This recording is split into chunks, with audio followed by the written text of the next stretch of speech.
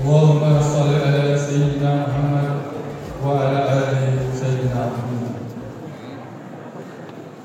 Assalamualaikum warahmatullahi taala wabarakatuh.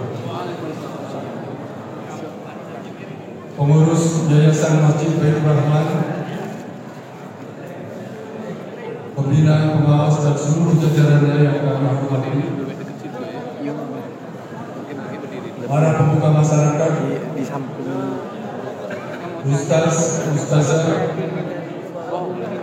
As-Satib, Sayyid dan Sayyidah, Habib-Habib yang kami muliakan, dan seluruh jamaah salat maghrib dan isya Masjid Baitur Rahman yang kami cintai.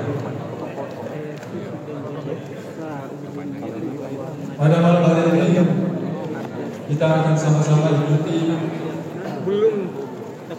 penyampaian informasi penting tentang kesehatan. Kata sambutan yang akan disampaikan oleh Ketua Yayasan Masjid Baitur Rahman, Bapak Haji Raden Muhammad Salahuddin S.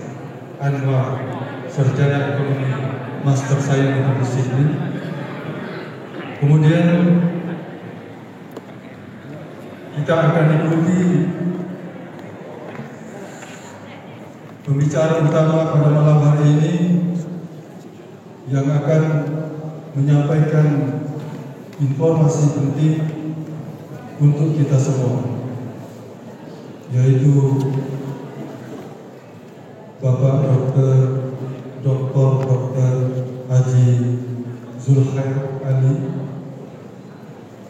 spesialis penyakit dalam, KGH Nasib, Fellow of Indonesian Society of Internal Medicine, dan beliau spesialis penyakit dalam dan khusus spesialis ginjal dan hipertensi yang mempelajari ilmu penyakit ginjal. Kepada Ketua Yayasan Masjid Baitur Rahman, kami persilakan. Bismillahirrahmanirrahim. Assalamualaikum warahmatullahi wabarakatuh.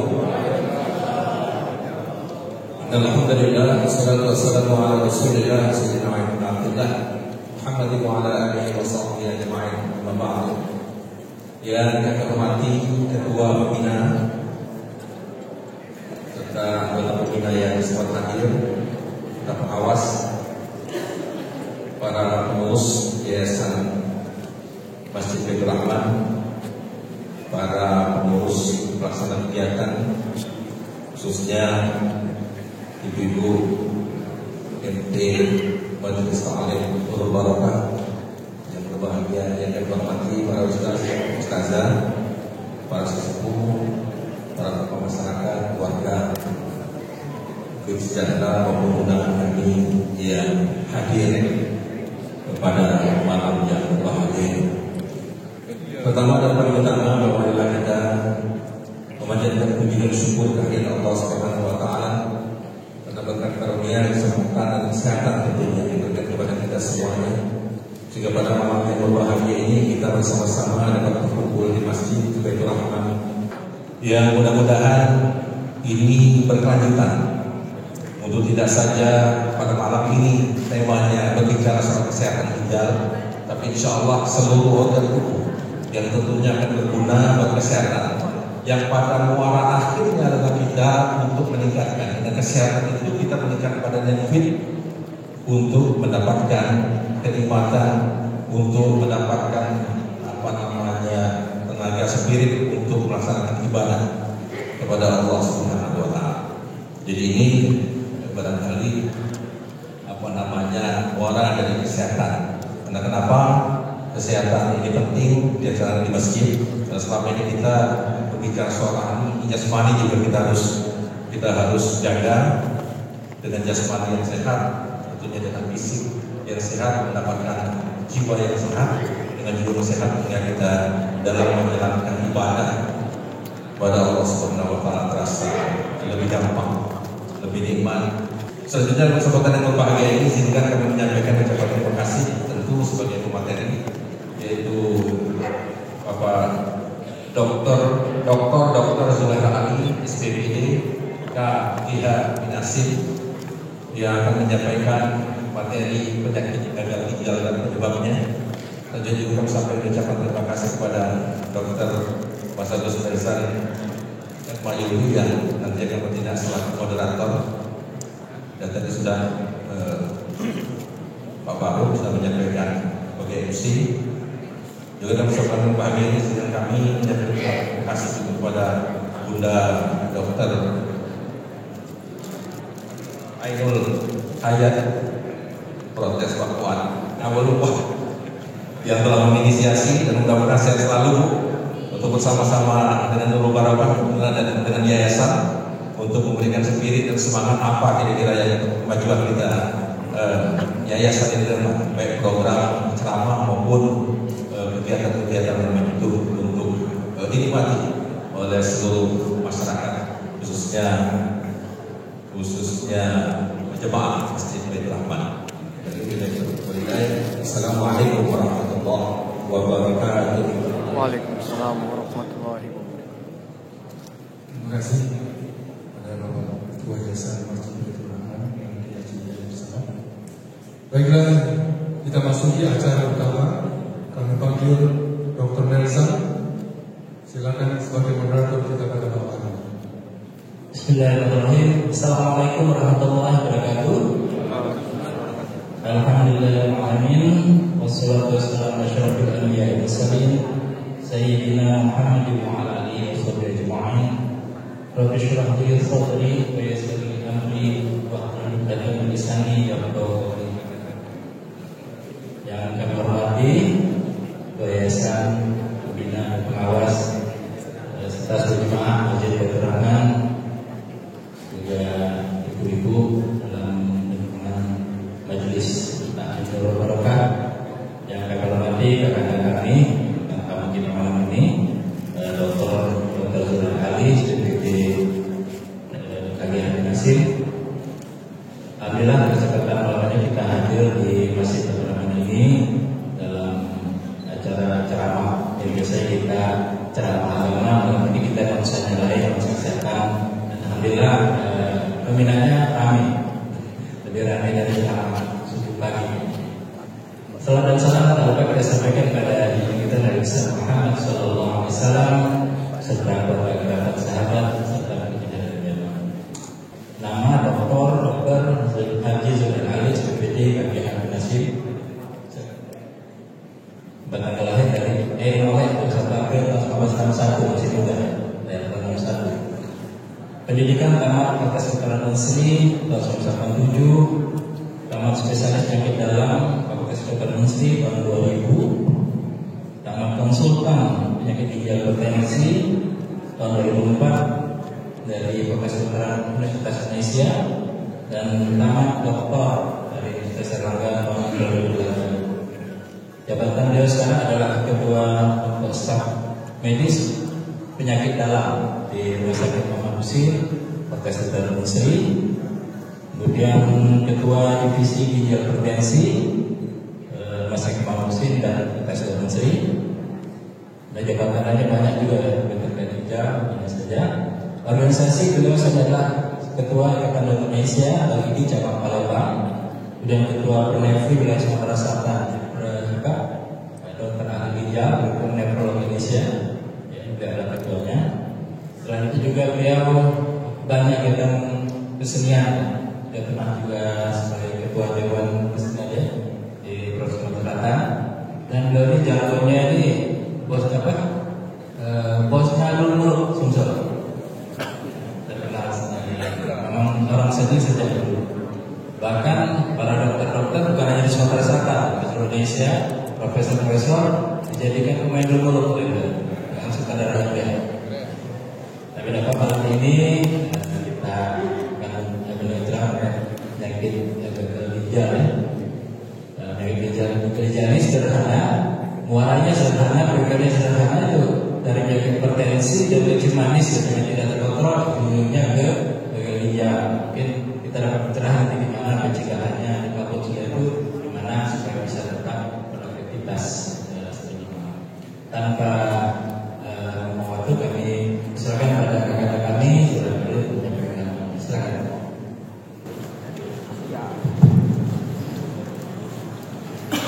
berdiri supaya yang jauh-jauh juga kelihatan. Bismillahirrahmanirrahim. Assalamualaikum warahmatullahi wabarakatuh. Waalaikumsalam. Alhamdulillah pada malam hari ini kita berkumpul di sini. Terima kasih. Saya ingin bercerita sedikit beberapa waktu yang lalu. Ayuda Ainul Ayat menelpon saya. Sudah kita ngobrol-ngobrol di Masjid Baitur Rahman. Jadi kita cari waktu. Alhamdulillah pada malam hari ini kita sempat berkumpul untuk memulai pertemuan ini. Izinkan saya sedikit berpantun. Bukit sejahtera di waktu malam. Masjid yang megah dan meriah. Izinkan saya mengucapkan salam. Semoga berkah dan berbahagia. Amin. Assalamualaikum warahmatullahi wabarakatuh. Ya, kita hormati bersama Ketua Yayasan beserta pembina, pengawas dan ibu-ibu majelis taklim Nurul Barokah yang sudah berupaya di sini. Di sini banyaknya para senior hukum, Ketua Rahmat, jadi Kak Hatta juga di belakang. Tadi Pak Bahru tadi aku masuk tingkat 1, dia jadi asisten biologi. Masih kelihatan muda, walaupun dia sudah cukup. Dan juga para bapak dan ibu-ibu sekalian, kalau saya tidak salah ingat, saya pernah juga diajak oleh Yuhairul ke masjid ini mungkin lebih kurang 10-15 tahun yang lalu. Ya itu aku tidak pernah lagi ke sini, melihat sudah jauh yang beda. Dulu kecil sederhana, sekarang megah. Ya. Alhamdulillah itulah kemajuan kita bersama. Dalam kesempatan yang lain ini, izinkan saya sedikit kita ngobrol-ngobrol diskusi tentang ini. Atau wow, kalau kita tidak kenal maka tak sayang. Jadi kita berbicara tentang penyakit ginjal. Kita akui bahwa penyakit ginjal ini tidak terkenal jantung. Oh, kalau sudah sakit jantung itu tahu. Jadi sakit jantung, sakit dado, dalam masa itu punya ambulans. Ya. Nah, kalau penyakit ginjal ini beda. Penyakit ginjal ini sakit ginjal tiba-tiba cuci darah. Ya. Jadi oleh sebab itu bukan keinginan kita bersama. Beberapa waktu yang lalu saya ada diskusi mengadakan acara seperti ini dengan pasien-pasien penyakit ginjal. Penyakit yang sudah terjadi. Ada 2 pertanyaan saya Bapak dan Ibu kepada mereka. Yang pertama, saya tanyakan Bapak-bapak dan Ibu, ada tidak yang berusia kita pengen cuci darah? Sebentar mereka menjawab tidak pengen. Pertanyaan saya yang kedua, ada tidak berdoa mudah-mudahan ya Allah ya Tuhanku, mudah-mudahan anak-anak Tuhanku dulu mengenyam rasa cuci darah. Alhamdulillah dan ngerti ya yang berdoa. Nanti kita sepakat Bapak dan Ibu-ibu, cuci darah itu adalah sesuatu yang menakutkan, yang terpaksa harus kita lakukan kalau memang kita mengalami penyakit ginjal tahap akhir. Ini adalah gambar ginjal, ada 2, letaknya di belakang, kanan dan kiri, ukurannya sedikit kecil saja, 11 cm x 6 x 3, kemudian ada koktek dan kedua, kemudian namun dia istimewanya dia bisa mengalirkan lebih kurang 1/4 dari darah kita seluruh mengalirnya, yaitu 5%. Ada saya diskusi, ada yang bertanya, loh, apa benda ini disebut ginjal? Saya juga bingung. Mungkin bapak-bapak dan ibu ada yang tahu kenapa disebut ginjal? Karena jumlahnya 2. Kalau 1 disebut ginjal.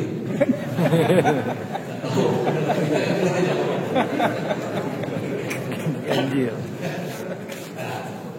Walaupun jumlahnya kecil, ternyata fungsinya banyak. Yang paling utama adalah dia memproduksi urin.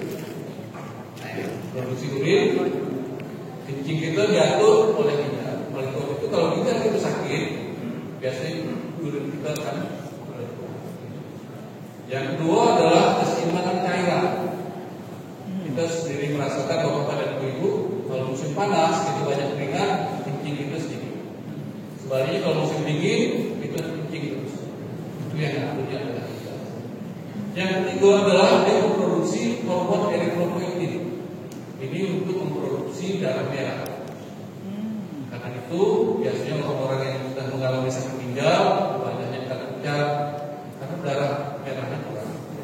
Selanjutnya juga mengatur keseimbangan asam basa yang ditandai dengan sesak nafas.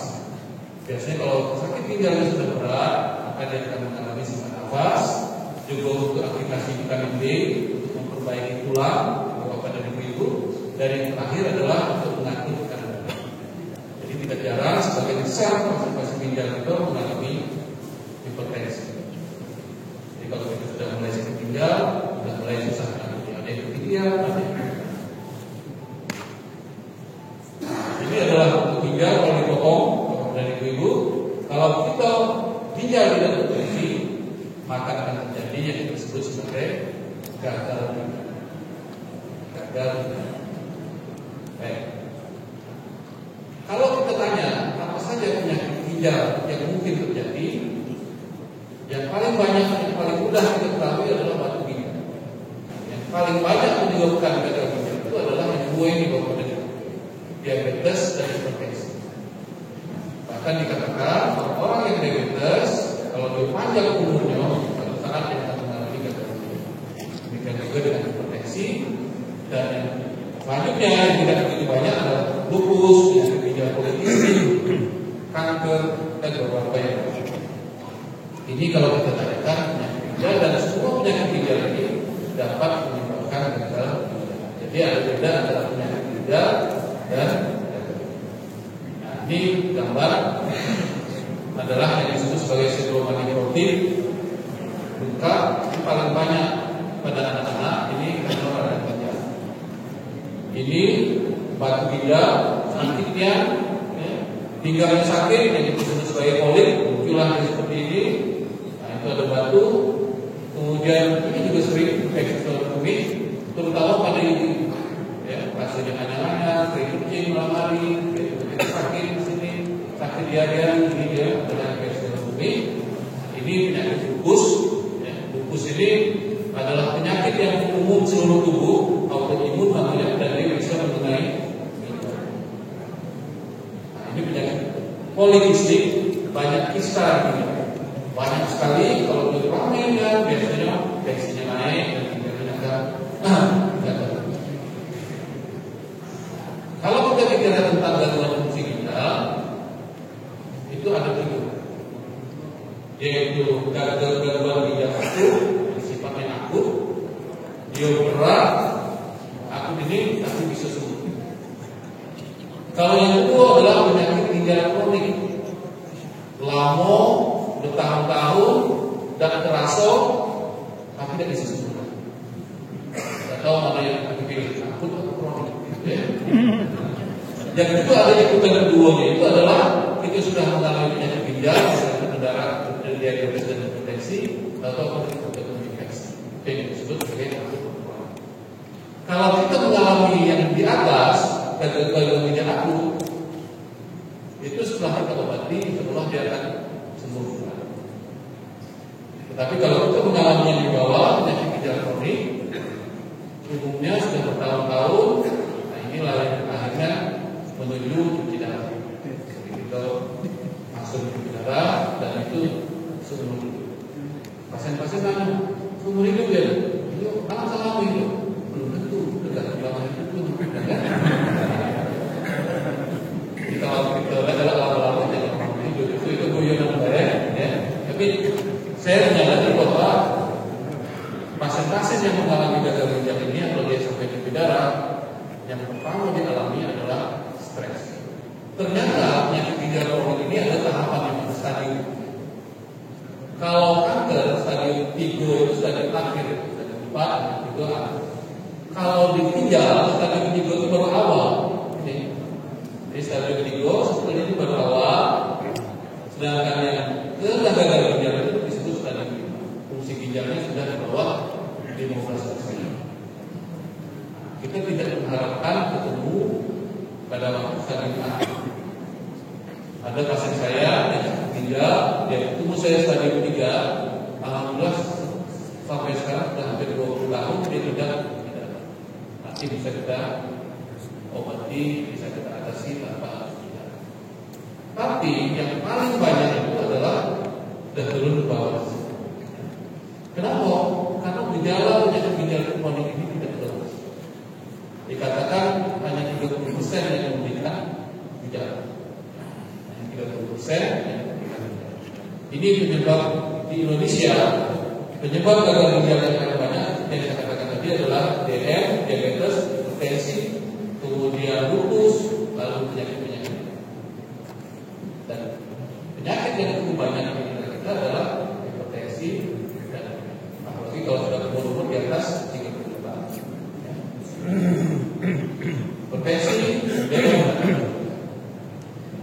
Apa gejala-gejalanya? Ini yang saya katakan tadi. Gejalanya ini kalau dia sudah berat, sudah masuk stadium 4, masuk stadium 5, yaitu mulai mual, tidak makan, gatal-gatal, sakit kelelahan, lemas, gangguan tidur, sesak napas. Ya, kayaknya ini baru kita ketahui setelah di stadium 4, stadium. Oleh sebab itu, kita harus bagaimana untuk mengetahui penyakit ginjal ini sejak awal. Ini sebetulnya kuncinya sederhana, yaitu medical check-up. Sayangnya kita tidak terbiasa untuk medical dan lebih takut lagi biasanya kita tidak dalam medical check-up, tapi ketahuan penyakit. Belak kalau tahu kan tiba-tiba lah gitu ya. Aku juga kadang-kadang. Jadi berbahagialah perusahaan BUMN yang diwajibkan medical check-up 2 kali setahun. Kalau kita pegawai swasta, pegawai negeri itu biasanya, medical check-up lagi tidak ada. Padahal untuk mengetahui penyakit ginjal ini tidak mahal, hanya 2 pemeriksaan ini, yaitu memeriksa kedua dan 3, yaitu pemeriksaan urin dan pemeriksaan fungsi ginjal sampai 200.000 kalau kita BPJS gratis. Pemeriksaan urium, berarti ini dan pemeriksaan urin. Siapa yang perlu dilakukan ini? Aku masih bayi-bayi juga lakukan. Tidak. Ya. Seluruh yang mempunyai faktor risiko yang di atas 35 tahun, rasanya 80% di dalam ruangan ini di atas 35 tahun. Ya. Diabetes, hipertensi, ada keluarga sakit ginjal, dan kemudian ada yang mengalami penyakit jantung dan itu. Jadi periksa harganya mahal kalau kita BPJS itu. Nah, ini proteinuria kencingnya. Ini adalah tanda awal dari orang sakit ginjal.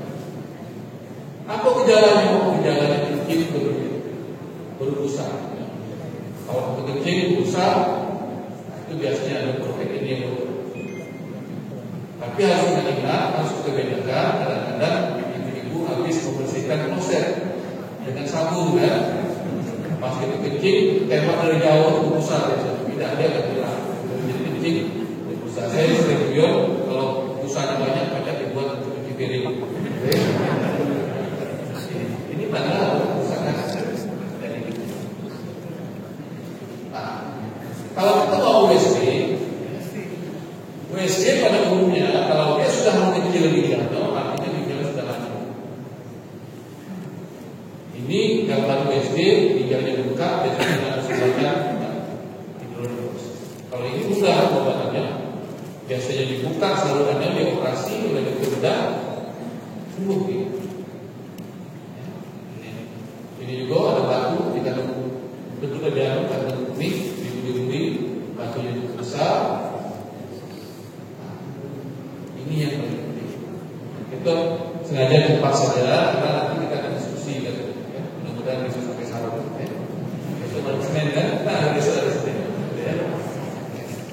Baik.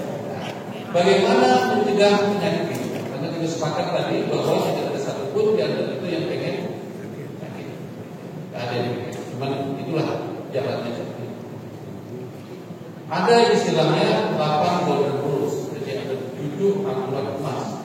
Mari kita ingat sama-sama 8 ini. Yang pertama, tetap fit dan aktif. Ya, olahraga, sholat, hubungan, komunikasi itu sangat bagus untuk mengaktifkan itu. Yang kedua, kendalikan tingkat gula darah. Jadi kalau yang sudah manis, kalau tidak gula darahnya, yang belum tolong dicegah jangan sampai titik. Alhamdulillah, aku sampai sekarang belum titik manis. Aku mewajibkan bahwa maksimal aku minum teh manis sekali sehari. Aku belum kencing manis, jadi itu sudah mengatur. Jangan kamu tidak kencing manis, ada apa? Jadi itu sudah mulai pada semakin umur harus semakin kita panas. Yang ketiga, monitor tekanan. Ini juga tekanan darah. Ya, rata-rata kita umur 40 ini sudah dikatakan bahwa teoritisnya 50% dari orang-orang yang berusia 50 tahun itu mengalami hipertensi. Jadi kalau di sini ada 100, di 20 hipertensi. Jadi oleh sebab itu yang sudah mengalami hipertensi harus jago. Penyebab utama hipertensi banyak. Faktor genetik, faktor yang lain itu bisa kita bahas lagi. Tapi intinya gaya hidupnya harus diperbaiki, terutama makan garam. Tidak boleh banyak makan garam. Apalagi bapak-bapak yang tua-tua ini kalau marahi anaknya biasanya banyak laku makan garam dari kamu. Hipertensi itu kan. Jadi harus dihindari. Oke. Yang keempat, kan makan makanan sehat dan kendalikan berat badan. Jadi tetap mulai sedapat mungkin berat badan ini dikendalikan dari bayi. Biasanya ibu kalau dapat cucu dapat anaknya gemuk senang, ya. Dari awal sudah kendalikan jangan sampai dia berat badan. Jangan minum sehat, jaga minuman yang sehat yang cukup. Berapa cukupnya? Lebih kurang 2 sampai 3. Kalau kita dalam ruangan inilah 2 liter cukup sehari semalam. Kalau banyak keringat, banyak di luar, ya sampai 3. Dan boleh dong, ya. Jadi aku jangan baca larang, ya. Tapi inilah kenyataannya, ya. Ada istilahnya itu, istilah kelompok itu stop berhenti merokok, gitu ya. Jadi maksudnya stop dulu berhenti dulu baru merokok, gitu ya. Jangan minum obat-obatan dan sejenisnya tanpa pengawasan. Ini yang paling sering kita alami.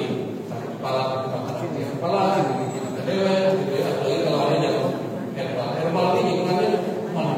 Ya. Lebih mahal, tapi harus hati-hati. Di Taiwan 30% penyebab penyakit ginjalnya adalah karena adanya herbal namanya Wihua. 30%. Setelah diselidiki akhirnya itu di-stop.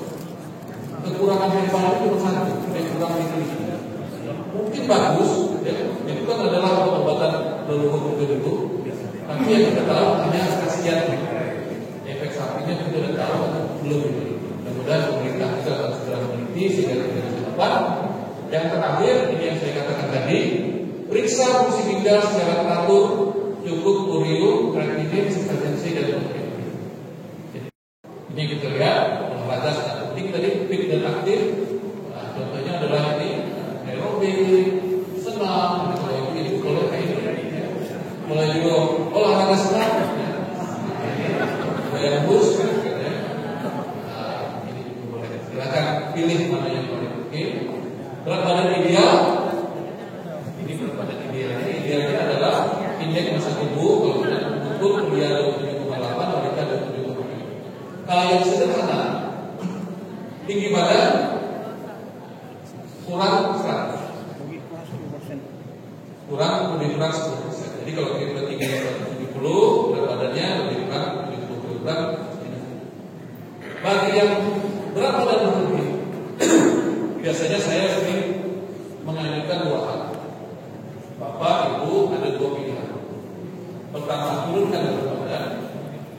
Yang kedua, naikkan tinggi badan. Jadi kalau Bapak pilih yang mana yang paling mudah, gitu ya. Karena ukuran kan begini. Kalau tinggi badan itu 180, berat badan itu 180 kan. Jadi biasanya dia bingung gitu ya. Nah ini kenapa merokok itu tidak boleh? Ini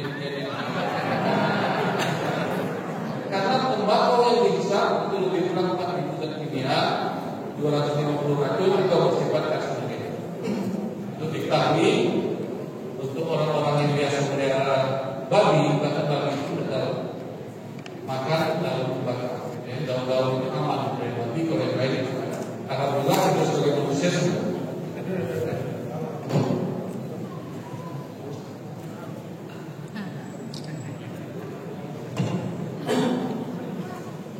Baik, terima kasih. Nah, ini juga yang penting, hindari stres. Nah, kalau kita di kantor ada teman-teman itu kita ini di bosnya. Nah, ini kepala bagian muncul. Itu hindari stres. Ya, berbagai sistem stres silahkan. Mau manajemen kalbu, mau meditasi, mau apapun, karena stres ini dapat menyebabkan berbagai. Ya, penting.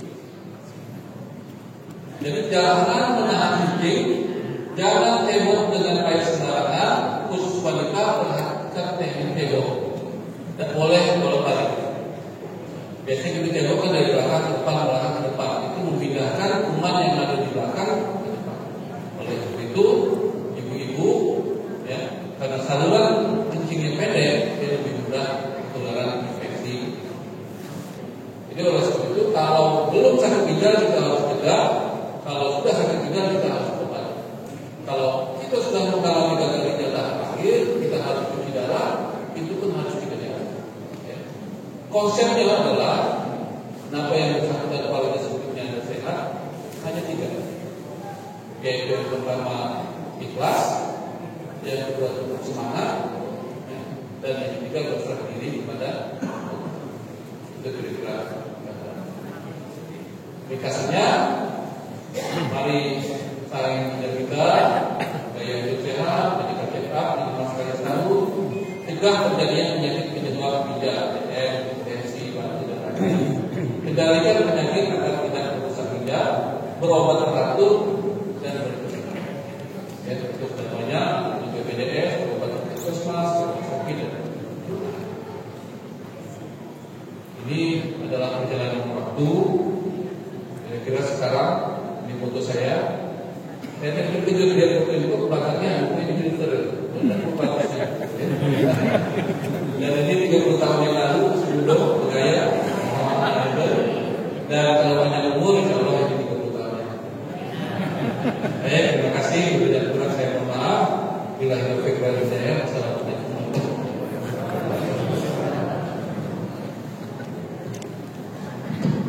Terima kasih Anda Burhan Ali menyampaikan materi yang terkait gagal ginjal. Satu hal menarik ya. Jadi kasus gagal ginjal bukan hanya pada terjadi pada usia tua, pada usia muda. Biasanya kalau sudah gagal ginjal kronis, gagal di cuci darah, biasanya di transplantasi cangkok ginjal. Nah, kebetulan untuk sore ini ketua tim cangkok ginjal di Rumah Sakit Mamusim. Jadi Palembang sini sudah 8 kali ya. Paling aja sudah 3 kali berbagi cangkok ginjal di Palembang, Selatan. Kebetulan ketua timnya.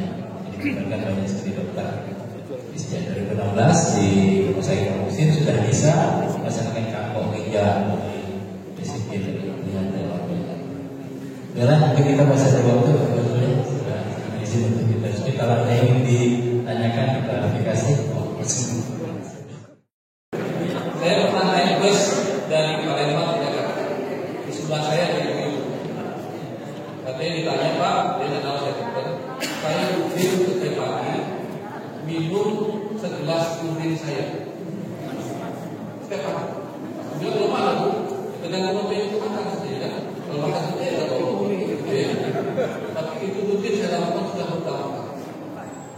Dan itu harus sudah langsung. Kalau sudah sangat lama dia kuning atau terbau. Jadi, saya sehat. Akhirnya saya coba cari literasinya apakah ada terapi urin ini. Ternyata terapi urin ini masih terapi yang sifatnya tradisional. Belum ada penelitian bahwa terapi urin ini baik. Tapi ada beberapa komentarnya. Salah satunya adalah dia memperbaiki imun kita karena yang kita minum lagi, yaitu ada mencegah infeksi dan lain-lain. Sampai saat ini saya tidak pernah menganjurkan pasien-pasien saya untuk minum. Baik. Nah ini yang kita ingat bersama Bapak dan Ibu.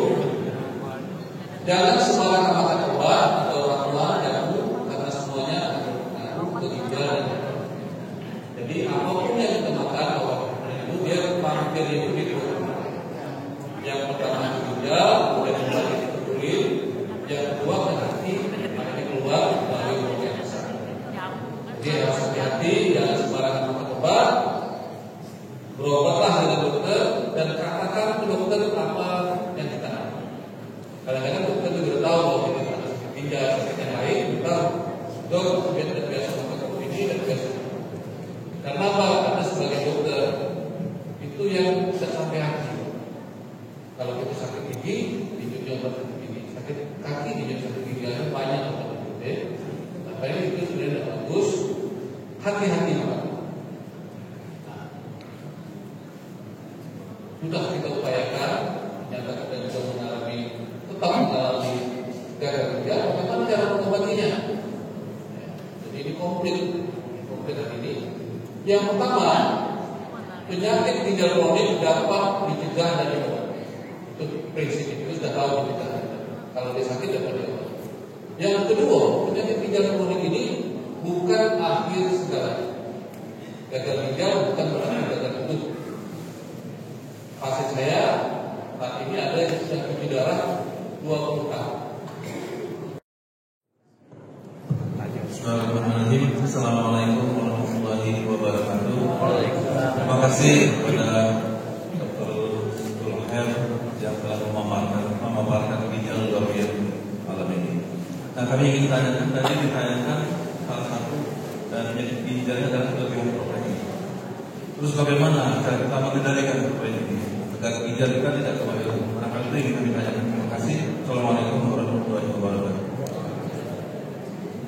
Oke, yang kedua silakan tadi kita ulang kita. Iya betul. Terima kasih. Assalamualaikum warahmatullahi wabarakatuh. Waalaikumsalam. Dok, saya mau bertanya. Sebetulnya saya sih tidak ada gejala ginjal, tapi saya punya penyakit yang berpotensi untuk kena ginjal. Jadi mumpung gratis berkonsultasi dengan dokter, jadi saya mau tanyakan, saya itu penderita diabetes sudah beberapa tahun, kemudian juga hipertensi sudah pasang diri, kemudian kalau stres, kenapa stres? Karena sepanjang hidup saya sampai umur 74 ini saya kerja terus loh. Karena sekarang sejak Agustus itu jadi penganggur. Jadi ingin saya tanyakan kepada dokter, apa langkah-langkah saya agar tidak berpotensi menjadi terkena penyakit ginjal. Jadi itu saja. Terima kasih. Waalaikumsalam warahmatullahi wabarakatuh. Maksudnya sebanyak dulu. Silakan. Kita kumpul 3 pertanyaan dulu baru kita jawab. Assalamualaikum warahmatullahi wabarakatuh. Waalaikumsalam. Dalam hal ini saya mungkin seorang yang diabetes ya, mengalami gula ya, kadar gula tinggi, tapi mungkin bisa dikontrol. Yang mau saya tanyakan, makanan apa sih yang bisa kita konsumsi untuk kembali ginjal itu bisa berfungsi dengan baik, yang bisa membantu selain pengobatan kimiawi ya. Kedua, apa hubungannya antara ginjal dengan asam urat dan kolesterol? Dan ketiga, sekarang banyak anak-anak yang gagal ginjal itu adalah akibat mengkonsumsi makanan-makanan yang berkadar banyak pengawet, manis buatan, yang harus dilakukan pemerintah agar generasi yang muda itu tidak gampang ginjal. Terima kasih. Assalamualaikum warahmatullahi wabarakatuh. Kita jawab dulu 3 pertanyaan ini. Silakan. Baik, terima kasih. Mudah-mudahan tidak lupa ya. Ya, tapi ada 5 pertanyaan yang teringat. Baik, yang pertama masalah protein tadi garam. Sebetulnya kalau ginjal kita sehat, silakan saja makan protein itu tidak masalah. Ya, jadi apalagi olahragawan biasanya banyak tinggi protein, makan susu yang tinggi protein silakan saja.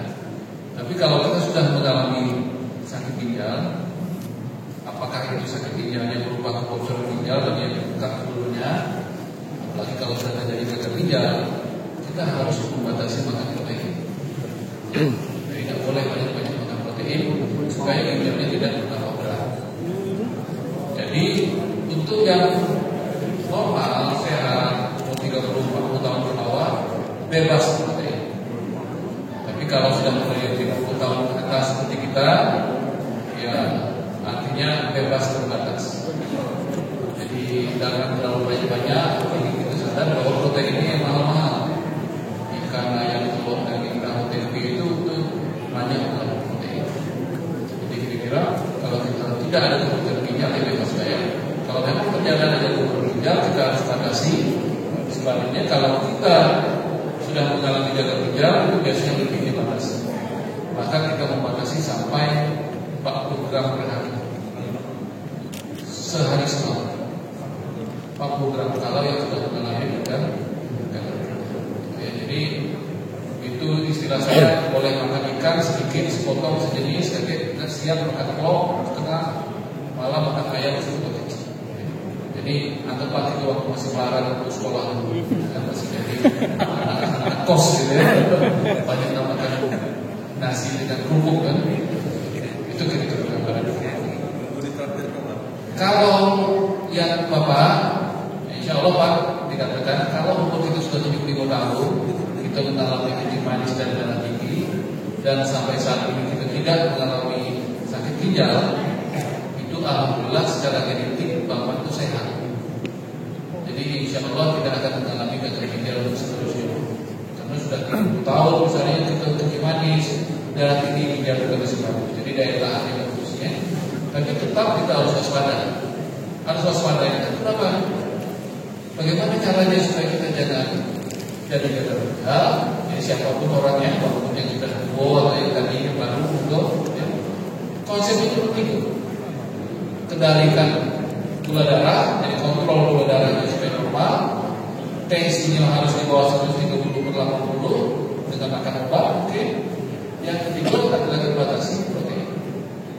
Sedangkan kista yang 1, 2 misalnya di ginjal tidak bermasalah. Jadi tidak akan mempengaruhi fungsi ginjal, tidak perlu diapa-apakan, tidak menyebabkan sakit. Jadi lupakan tadi.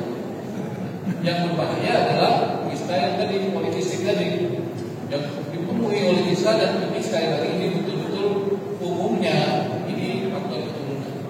Jadi diturunkan dari orang tua, tapi itu pun tidak semuanya mengalami sakit ginjal. Jadi banyak orang yang polikistik, orang tuanya biasanya anaknya juga kanker.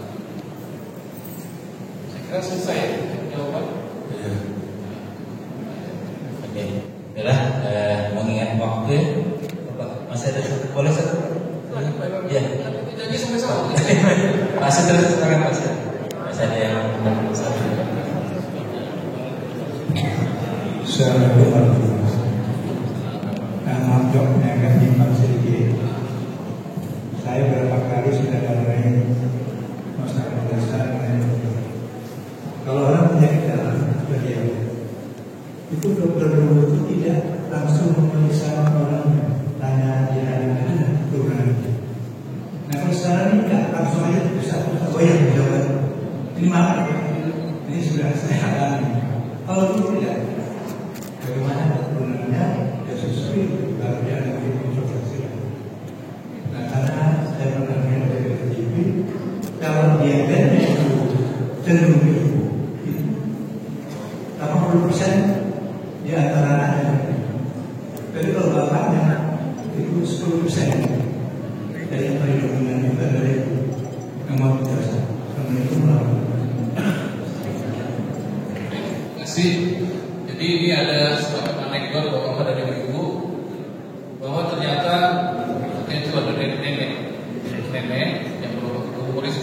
tahun, ya, itu mengatakan bahwa dokter sekarang pinter-pinter, tidak perlu nanya lagi, tidak perlu apa.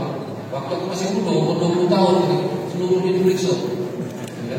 Umur 30 tahun, anak-anak kita umur 30 tahun, nantinya itu beda, ya. Jadi itu anak sebenarnya itu tidak boleh dilakukan. Tetap ibu dokter itu adalah anamnesis, wawancara, kita tanya seperti itu bapak tadi, ada riwayat kemudian apa, kemudian ini, tetap harus kita lakukan. Nah, memang kendalanya adalah bapak tadi itu sekarang ini sejak zaman BPJS itu pasti itu lebih ramai. Ya. Oleh BPJS itu ditetapkan satu pasien itu 6 menit.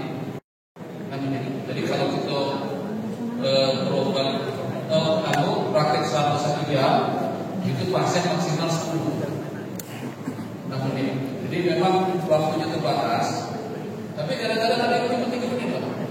Ya, jadi tidak apa-apa, silakan sabar. Ya, kalau yang bukan berarti yang cepat kita lebih pintar ya, lebih banyak pasien. Jadi jangan terlalu banyak pasien. Yang psikomotor gitu ya.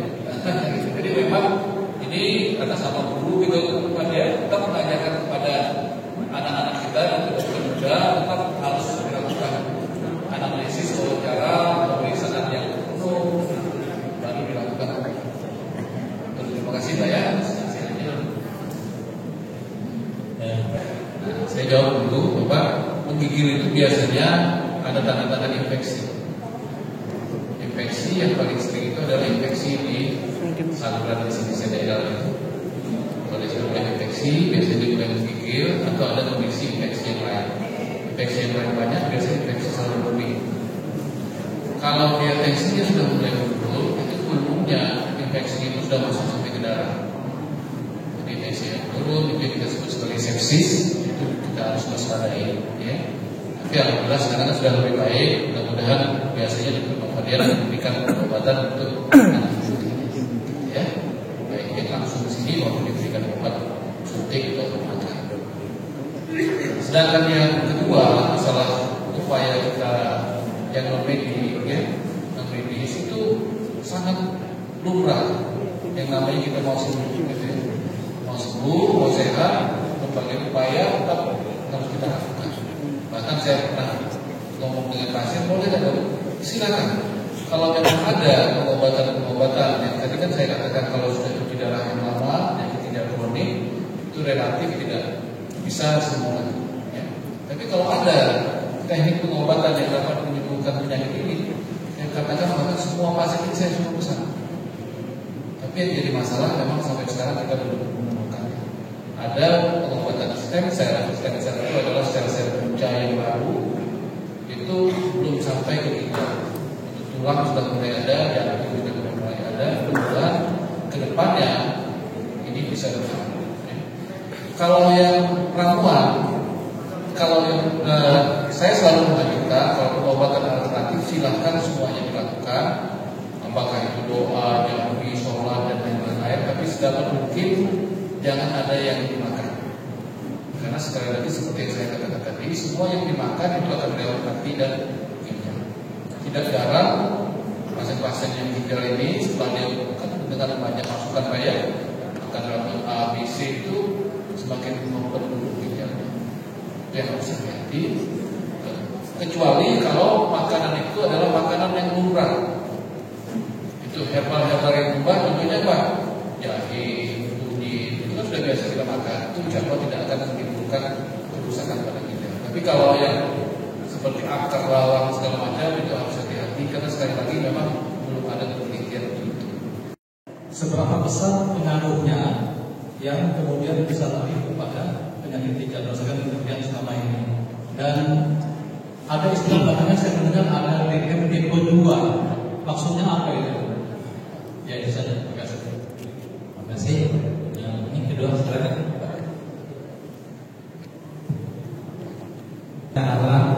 Saya mau tanya gini Pak Dokter, adik saya umurnya sekitar 40 tahun lebih. Semula dia itu ada penyakit tertentu. Kemudian setelah diuji, ternyata ginjalnya itu kiri kanan itu ukurannya berbeda. Ada yang besar, ada yang kecil. Terus dan juga ada kista di salah satu ginjalnya itu kan. Tapi saat ini alhamdulillah dia sehat, hanya empedunya itu katanya yang mau ditindaklanjuti. Nah, mohon penjelasannya dokter, apakah ginjal yang besar sebelah yang ekstrim besar itu merupakan bawaan kecil ataukah itu terjadi suatu penyakit gitu kan? Dan bagaimana pula yang mengenai ada kista itu, apakah perlu ditindaklanjuti? Itu aja, terima kasih. Diagnosis gula darahnya atau hipertensi itu berapa lama kalau didiamkan dia akan berdampak ke ginjal? Itu aja, terima kasih. Ada lagi ya? Oke, silakan. Assalamualaikum warahmatullahi wabarakatuh. Cuma menambahin sedikit. Kalau kita tadi kan untuk menstabilkan ginjal tadi kan harus menstabilkan hipertensi ya. Itu berpengaruh kan mereka minum obat hipertensi terus atau memang harus di stop? Itu adalah tadi ada pertanyaan yang kedua ya, tipe 1 ini DM dari kecil. Jadi memang pankreasnya sudah terganggu dari awal. Sedangkan tipe 2 itu biasanya dialami oleh orang-orang yang sudah dewasa karena adanya gangguan dari kebutuhan insulin. Nah, yang pasti itu biasanya anak-anak kita di umur 20-25 tahun dia sudah mengalami gejala. Jadi itu kira-kira gambarannya untuk penyakit. Kemudian pertanyaan berikutnya tadi bukan obat hipertensi. Banyak orang yang ketakutan dengan kita katakan tadi hati-hati makan obat. Betul. Tapi kalau obat hipertensi, obat diabetes, obat jantung yang harus dimakan seperti itu, justru obat ini yang melindungi ginjal kita. Kalau kita tidak makan obat ini, tensi kita akan naik terus, maka ginjal kita akan rusak. Kalau kita tidak makan obat diabetes, gula darah kita akan naik terus, maka ginjal kita akan rusak. Intinya adalah silakan makan obat hipertensi, obat jantung, dan obat ginjal, tapi konsultasikan ke dokter. Istilahnya itu jangan macam-macam, ya. Karena saya sering mengatakan dokter sakit itu harus konsultasi dengan dokter yang lain supaya jangan macam-macam tadi. Kalau kita berobat darah tinggi, kita udah mau lagi tambah ini, udah kita boleh. Jadi harus konsultasi dengan dokter itu. Apalagi kita yang bukan dokter. Jadi kadang-kadang kita kan banyak tadi dikatakan banyak ilmu yang paling banyak itu ilmu Google, ya Google. Kayak Google ilmu banyak yang kita bisa dapatkan. Apalagi sekarang ada ahli kan, artificial intelligence kita tanya kayak itu langsung dia jawab gitu. Di situ banyak ilmu yang bagus, tapi lebih banyak lagi ilmu yang sesat. Itulah kadang-kadang banyak. Oh ini ternyata ini vaksin begini gitu ya.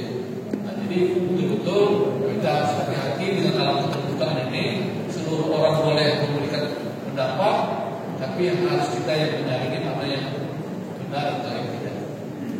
Jadi memang ukuran ginjal tadi, saya katakan tadi kan ada 10 sampai 14 gitu ya. Jadi ginjal itu memang variasinya tidak selalu sama kiri dan kanan. Dan biasanya ginjal kanan itu lebih bawah dan lebih kecil karena ada hati. Jadi umum baik, bahkan ada orang-orang yang normal dengan satu ginjal, single kidney dari lahir gitu ya. Jadi ukuran itu tidak dipermasalahkan selagi fungsi ginjalnya bagus. Terima kasih.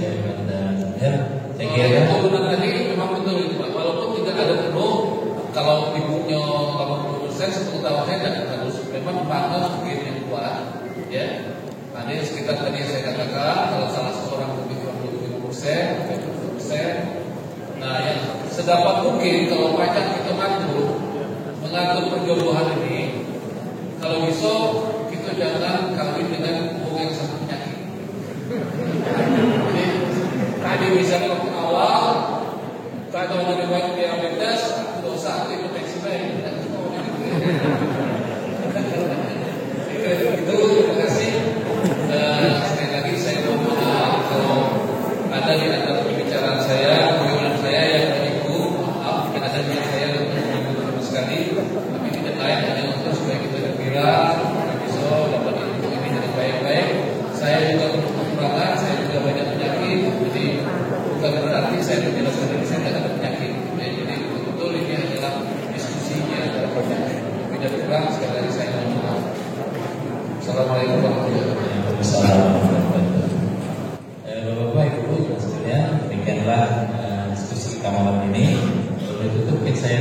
satu aja rangkuman bahwa dari materi yang disampaikan yang penting adalah pencegahan obat-obatan dengan 3 cara tadi: kontrol gula darah, kontrol tekanan darah, dan batasi lemak protein. Itu ya GGL tadi, gula, garam, dan lemak.